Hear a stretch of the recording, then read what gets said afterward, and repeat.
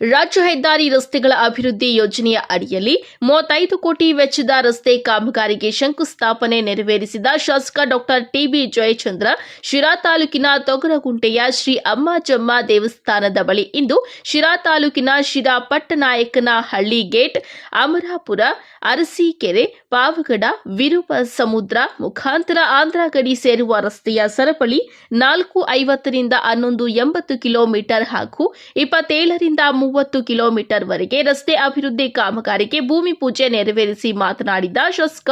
Doctor TB Jayachandra ಅವರು ಶಿರಾ ತಾಲೂಕಿನಲ್ಲಿ ಈಗಾಗಲೇ ಬಹುಕೋಟಿ ವೆಚ್ಚದ ರಸ್ತೆ ಅಭಿವೃದ್ಧಿ ಕಾಮಗಾರಿಗಳಿಗೆ ಅನುಮೋದನೆ ನೀಡಿದ್ದು ಟೆಂಡರ್ ಪ್ರಕ್ರಿಯೆ ಪ್ರಾರಂಭಗೊಂಡಿದೆ. ಶಿರಾ ತಾಲೂಕಿನಲ್ಲಿ 4 ದಿಕ್ಕಿನಿಂದಲೂ ರಸ್ತೆ ಅಭಿವೃದ್ಧಿ ಕಾಮಗಾರಿಗಳು ಶೀಘ್ರವೇ ನಡೆಯಲಿದ್ದು, ಶಿರಾ ತಾಲೂಕಿನ ಮೂಲಕ ಪೂನಾ ಬೆಂಗಳೂರು 10 ಪಥದ ಎಕ್ಸ್‌ಪ್ರೆಸ್ ವೇ ಹಾದು ಹೋಗಲಿದ್ದು, ಶೀಘ್ರದಲ್ಲಿಯೇ ರಸ್ತೆ ಕಾಮಗಾರಿಗೆ ಚಾಲನೆ ಸಿಗಲಿದ್ದು, ಮುಂದಿನ ದಿನಗಳಲ್ಲಿ ಶಿರಾ ತಾಲೂಕು ಬೃಹತ್ ನಗರವಾಗಿ ಬೆಳೆಯುವ ಸಾಕಷ್ಟು ಲಕ್ಷಣಗಳು ಕಣ್ಮುಂದಿದೆ. ಜನಸಾಮಾನ್ಯರಿಗೆ ಬೇಕಾಗಿರುವುದು ಓಡಾಡಲು ಒಳ್ಳೆಯ ರಸ್ತೆ, ಶುದ್ಧ ಕುಡಿಯುವ ನೀರು ಹಾಗೂ ರೈತರಿಗೆ ಕೃಷಿಗೆ ಅಗತ್ಯವಿರುವ ನೀರಾವರಿ ಯೋಜನೆಗಳು ಇವೆಲ್ಲವನ್ನ ಕೂಡ ಈಗಾಗಲೇ ನಾನು ನೀಡುತ್ತಾ ಬಂದಿದ್ದು, ಇನ್ನೂ ಕೂಡ ಹೆಚ್ಚಿನದಾಗಿ ಅಭಿವೃದ್ಧಿ ಕೆಲಸಗಳನ್ನ ನೀಡುವುದು ನನ್ನ ಕನಸು ಹಾಗೂ ಗುರಿ.